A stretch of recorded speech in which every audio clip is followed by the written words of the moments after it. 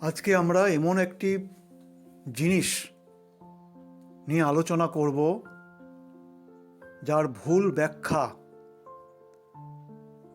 বছর পর বছর ধরে আমাদেরকে একটা ভুল সিদ্ধান্তে উপনীত করে এসেছে।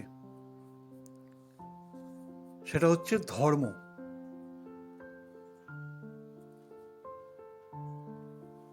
আমাদের পৃথিবীতে প্রায় 10,000 প্রকারের ধর্ম আছে, কিংবা হয়তো তারও বেশি। এবং তার মধ্যে মূল কিছু ধর্ম আছে যেগুলো পৃথিবীব্যাপী প্রায় সবাই এই 4-5টি ধর্মের উপরে তাদের যে আমাদের যে মানব জাতি, তারা কোনো কোনোভাবে এই প্রধান কিছু ধর্মর সাথে রিলেটেড বা জড়িত।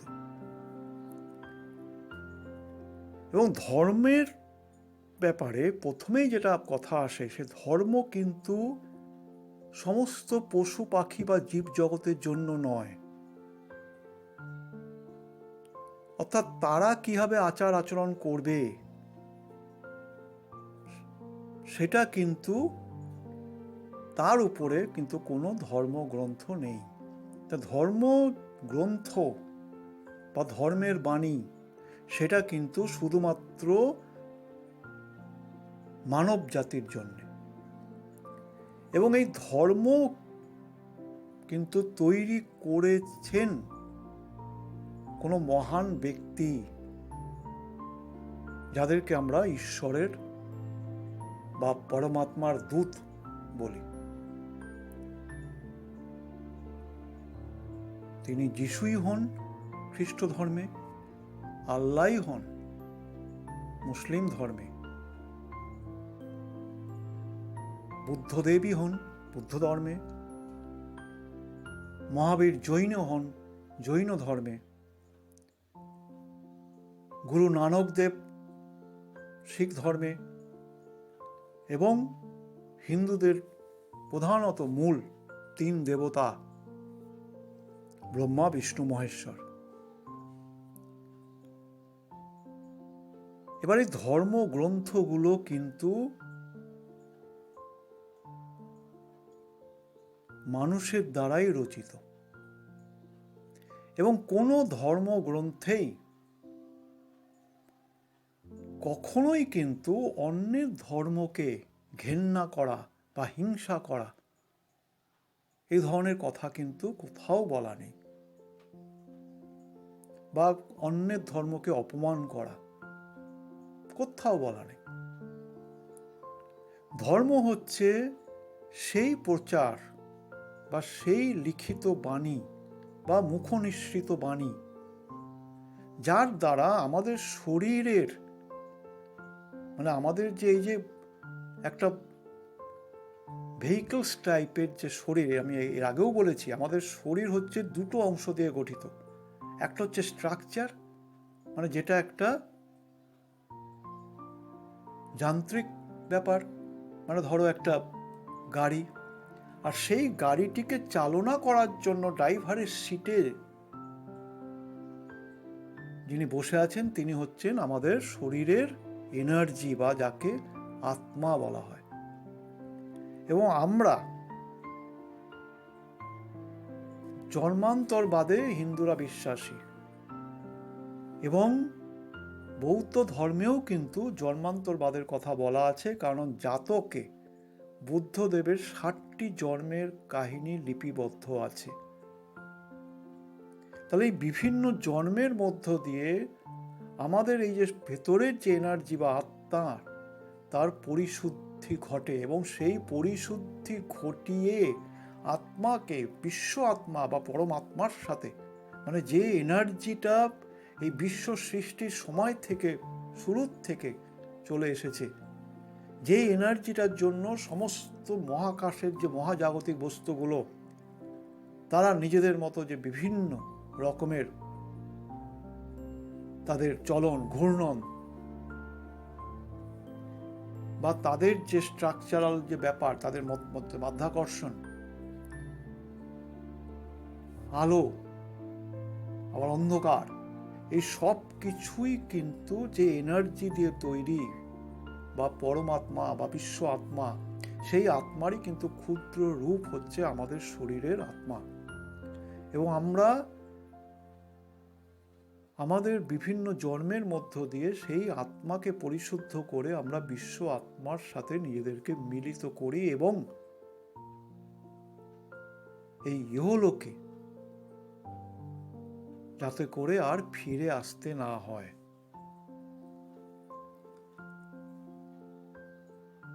এই যে বিভিন্ন ধর্মগ্রন্থগুলো, যেমন হিন্দুদের গীতা বা বেদ বা উপনিষদ, সংহিতা বা বিভিন্ন যে মঙ্গল কাব্য পরবর্তীকালে, মুসলিমদের জন্য পবিত্র কোরআন, খ্রিস্টানদের জন্য পবিত্র বাইবেল, আজকে বৌদ্ধ ধর্মের জন্য ত্রিপিটক, সূত্রপিটক, বিনয় পিটক, অভিধর্ম পিটক।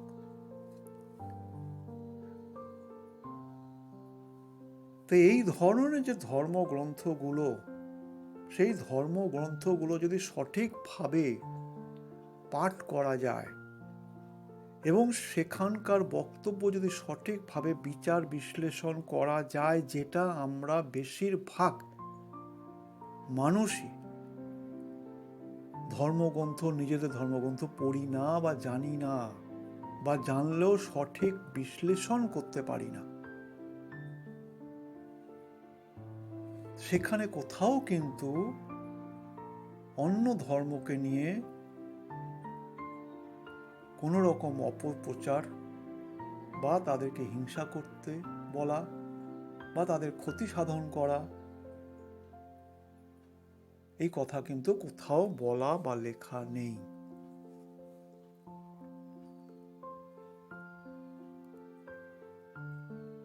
তুমি ভিন্ন ধর্মের তোমার আসক্তি বা জন্মগত প্রাপ্তি থাকতেই পারে, কিন্তু আমাদের শরীর নিয়ে যদি আমরা ভাবি, তাহলে কিন্তু আমাদের শরীর একই বস্তু দিয়েই কিন্তু তৈরি। রক্ত, মাংস, হাড়, চামড়া, এবং আমাদের শরীরের কার্যকারিতা বা আমাদের খাদ্যাভ্যাস, আমরা একই বায়ু থেকে একই অক্সিজেন নিঃশ্বাসের জন্য গ্রহণ করি এবং দূষিত কার্বন ডাই অক্সাইডকে ত্যাগ করি। আমরা খাদ্যের জন্য বৃক্ষের ওপরে বা প্রাণীর ওপরে নির্ভর করি, এবং এই খাদ্যাভ্যাসটা কিন্তু বিভিন্ন অঞ্চলের যে প্রাকৃতিক পরিবেশ তার উপরেও অনেকটা নির্ভর করে। আজকে যে অঞ্চলে ধান উৎপন্ন হয়, সেই অঞ্চলের মানুষরা ধান থেকে জাত চাল জাতীয় খাদ্যের উপরেই নির্ভর করে। যে অঞ্চলে বৃষ্টিপাত কম, সেইখানকার মানুষরা গম, জোয়ার, বাজরা বা ওই ধরনের শস্যের থেকে উৎপন্ন আটা মাধ্যমে তৈরি রুটি এবং সেখানকার যা পাওয়া যায় সেই ধরনের খাদ্য গ্রহণ করেই জীবন অতিবাহিত করে।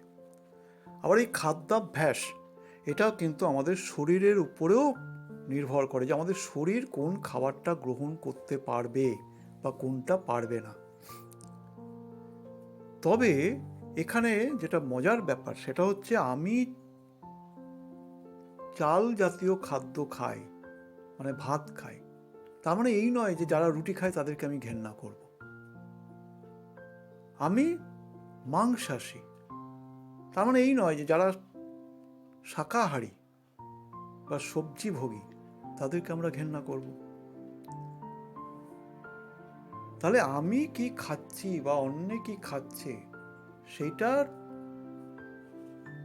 নিয়ে বিভিন্নভাবে অযৌক্তিক কথা না বলে যার যার রুচিতে তার মতো তাকে চলতে দেওয়াটাই হচ্ছে সঠিক ধর্ম। আমি কি পোশাক পরব, আমি কিভাবে নিজেকে সজ্জিত করব, আমি কোথায় গিয়ে ঈশ্বরকে বা আমার আল্লাহকে বা আমার যিশুকে একটু স্মরণ করব, সেটা যেমন নির্দিষ্ট, অর্থাৎ মন্দির, মসজিদ বা গির্জা বা শিখেদের জন্য গুরুদ্বারা। কিন্তু পাশাপাশি আমরা যদি এইভাবে ভাবি বা ভাবতে পারি যে আমরা যখন বাজারে যাই, সেখানে যখন আমরা কোনো মুদিখানার দোকান থেকে কোনো জিনিস কিনি বা কোনো সবজির দোকান থেকে সবজি কিনি বা মাছের দোকান থেকে মাছ কিনি বা যে দোকান থেকে আমি মাংস কিনি বা অন্যান্য যা কিছু, সেখানে কি কখনো আমরা খোঁজ করি যে সেই মাংস যে বিক্রি করছে বা সবজি বিক্রি করছে বা যিনি গ্রসারি শপের মালিক, তার ধর্মটা কি?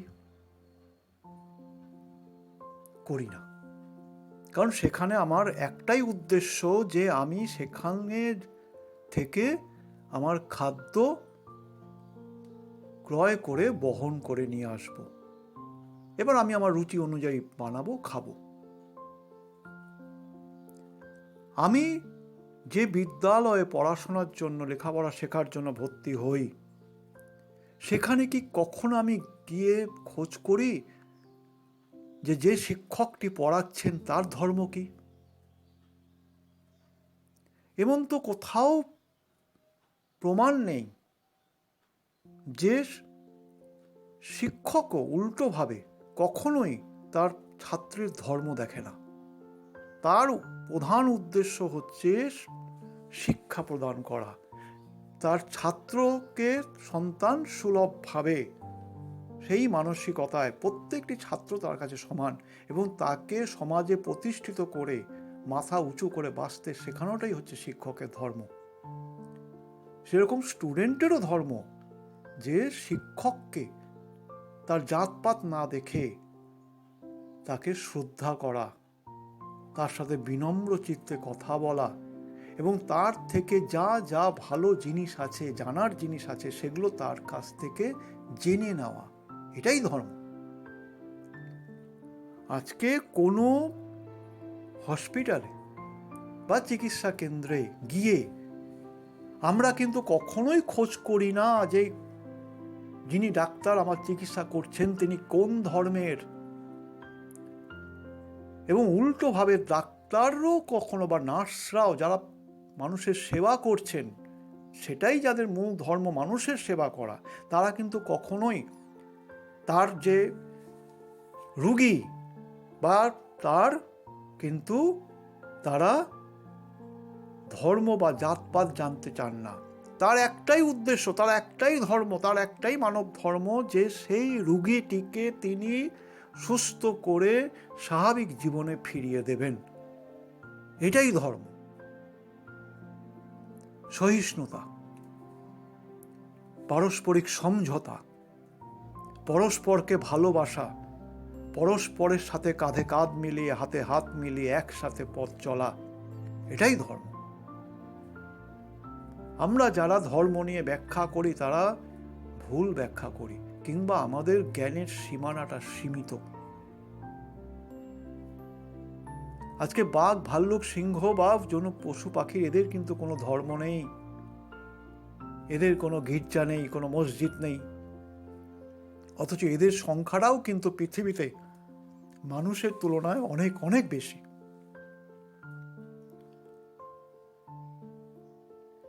এবং এরা একই প্রকৃতির মধ্যে কিন্তু মিলে মিশে পরস্পরের উপর নির্ভরশীল হয়েই কিন্তু বেঁচে আছে।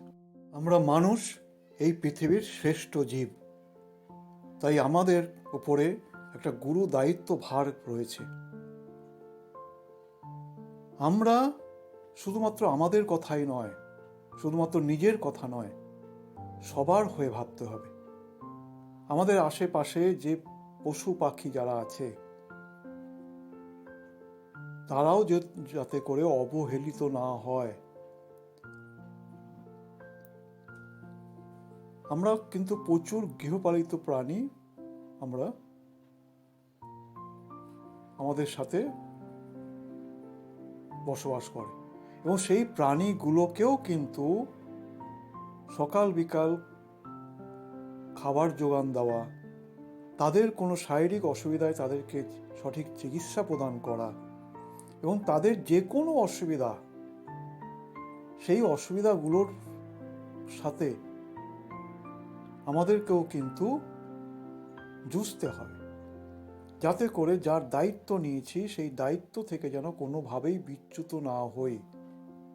একটা সামান্য পশু বা একটা রাস্তার কুকুর বা বেড়াল, তাকেও কিন্তু আমরা ডেকে খাবার দিই, কারণ আমাদের শরীরটা হচ্ছে মায়া মমতা দিয়ে ভরা, এবং যেহেতু আমরা পৃথিবীর শ্রেষ্ঠ জীব, তাই আমাদের অস্তিত্বকে টিকিয়ে রাখার দায়িত্বও কিন্তু আমাদের। এবং আমাদের বিজ্ঞান চর্চায় আজ পর্যন্ত আমাদের জ্ঞানের সীমানায়, আমাদের প্রযুক্তির চরমতম উন্নতির মধ্যেও এই বিশ্বের পৃথিবীর বাইরে আর কোথাও কিন্তু এখনো কোনো মানব সভ্যতা বা প্রাণী সভ্যতা খুঁজে পাওয়া যায়নি। তাই আমাদের এই পৃথিবীর সভ্যতাকে টিকিয়ে রাখা বা এই পৃথিবীর প্রাকৃতিক পরিবেশকে, জলবায়ুকে সঠিকভাবে টিকিয়ে রাখা, এবং আমাদের উত্তরসূরি তাদেরকে একটা যথাযোগ্য সুন্দর একটা পৃথিবী, একটা আবহাওয়া, একটা পরিমণ্ডল দিয়ে যাওয়া, এটাই কিন্তু আমাদের মূল ধর্ম। শুধু নিজের জন্য নয়, অন্যের জন্য বাঁচতে হবে। তুমি যদি কল্পনা করো যে তুমি একটা জায়গায়, এমন একটা জায়গায় রয়েছো যে তোমার আশেপাশে কেউ খেতে পারছে না, খিদের জ্বালায় ছটফট করছে, আর তুমি তাদের মাঝখানে বসে রাজার অন্ন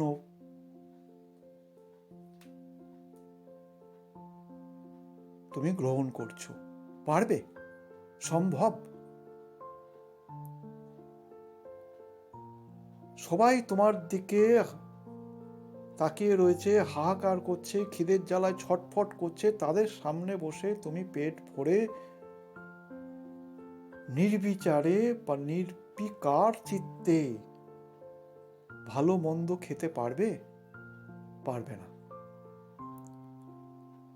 আমি যে মানুষটির সেবা করি বা রাস্তায় বেরোলে যে মানুষটিকে আমি হাত পাতলে তাকে পয়সা দিই বা খাদ্য দিই বা বস্ত্র দিই, দান করি, আমি কি জিজ্ঞেস করি যে তুমি কোন ধর্মের? করি না। কারণ সেখানে কিন্তু আমার সঠিক যে আত্মা, সেটাই কিন্তু তার সঠিক রূপটাই প্রকাশ পায়। আমরা আমাদের আত্মা যদি শুদ্ধ হয়, আমাদের চিন্তাধারা যদি শুদ্ধ হয়, তাহলে আমাদের শিক্ষা যদি সম্পূর্ণ হয়, সঠিক হয়, তাহলে কিন্তু আমরা কখনোই অন্যের প্রতি নিষ্ঠুর বা অন্যের প্রতি অভদ্র আচরণ বা অন্যের প্রতি অবহেলা প্রদর্শন, এটা কখনোই করতে পারবো না। কারণ এই পৃথিবীর যা কিছু আছে, যেখান থেকে আমি খাদ্য গ্রহণ করছি, যেখান থেকে আমি অক্সিজেন গ্রহণ করছি, যেখান থেকে আমি জল গ্রহণ করছি, এটা কিন্তু পৃথিবীর সমস্ত প্রাণীদের জন্যই, শুধুমাত্র আমার একা নয়, এটা আমার একার জন্য নয়, সবাই একসাথে মিলে মিশে হাতে হাত ধরে কাজ করে উৎপাদন করে সেইটা সমভাবে ভাগ করে খাওয়া, বা পাশাপাশি পারলে একই বিছানায় শায়িত হওয়া, সেটাই কিন্তু ধর্ম। যখন মন্দিরে কিংবা মসজিদে কিংবা গির্জায়, সে আমি যে ধর্মেরই হই না কেন, বা গুরুদ্বারে গিয়ে, আমি কিন্তু শুধুমাত্রই যদি আমার আত্মাটা পরিচ্ছন্ন হয়, শুদ্ধ হয়, আমার শিক্ষা, আমার চিন্তা ভাবনা, আমার ধ্যান ধারণা যদি সঠিক হয়, তাহলে আমি সেখানে গিয়ে কিন্তু কখনোই ঈশ্বরের কাছে শুধুমাত্র আমারই মঙ্গল চাইব না। ঈশ্বরের কাছে আমার একটাই প্রার্থনা থাকবে যে, হে ঈশ্বর, তুমি সকলের মঙ্গল করো, সবাইকে সুস্থ রাখো। এই গোটা পৃথিবী জুড়ে যে হিংসা, যে রক্তারক্তি, যে হানাহানি, যে দম্ভের বহিঃপ্রকাশ, অন্যকে পর্যুদস্ত করে, অন্যকে আক্রমণ করে, অন্যকে আহত করে, অন্যকে ব্যথা দিয়ে যে আনন্দ, এই আনন্দ যেন কোনো মানুষ ভোগ না করে। প্রত্যেক মানুষের মধ্যে একটা ভালো মন দাও, একটা সহানুভূতিশীল একটা আত্মা দাও, যাতে করে আমরা পরস্পরকে নিয়ে একসাথে একই এলাকায় ভাতৃসম পরস্পরকে শ্রদ্ধা দিয়ে, পরস্পরকে তার ভালো গুণাবলীগুলোর বিকাশ ঘটিয়ে নিজের গুণগুলোকেও ভালোর জন্য বিকাশ ঘটিয়ে যেন একসাথে হাতে হাত ধরে চলতে পারি। এবং পৃথিবীটাকে, কারণ গোটা বিশ্বে একমাত্র পৃথিবীতেই শুধু মানব সভ্যতা বা প্রাণ সভ্যতা রয়েছে, এই পৃথিবীটাকে যেন আমরা আরো সুন্দর, আরো পবিত্র, আরো নির্মল করে তুলতে পারি। আজকে এটাই আমাদের ধর্ম, বর্ণ, জাতপাত নির্বিশেষে এটাই আমাদের শপথ হোক যে আমি যাই খাই না কেন, আমি যে বস্ত্রই পরি না কেন, আমি যে বিদ্যালয়ে পড়াশোনা করি না কেন, আমি যে মন্দিরে বা মসজিদে বা গির্জায় গিয়েই ঈশ্বরের ভজনা করি না কেন, আমরা তার বাইরে সবাই এক। সেখানে আমাদের মধ্যে কোনো বিভেদ থাকবে না। সেখানে আমরা পরস্পরের যন্ত্রণাকে ভাগ করে নেব, সেখানে আমরা পরস্পরের খিদেকে ভাগ করে নেব, সেখানে প্রয়োজনে আমরা পরস্পরের বাসস্থানকে ভাগ করে নেব, সেখানে আমরা একে অপরের বিপদে পাশে থাকব, সেখানে একে অপরের বিপদের দিনে আমরা ঝাঁপিয়ে পড়ে তাকে রক্ষা করব। এই মানসিকতা নিয়েই আমাদের এগিয়ে যেতে হবে, এবং তাহলেই আমরা আগামী প্রজন্মের জন্য একটা সুন্দর, শান্ত, পবিত্র একটা পৃথিবী তাদেরকে সঁপে যেতে পারব। ঈশ্বরই হন বা আল্লাহই হন বা জেসাস ক্রাইস্টই হন বা বুদ্ধ বা মহাবীর, এই আশীর্বাদই করুন আমাদের।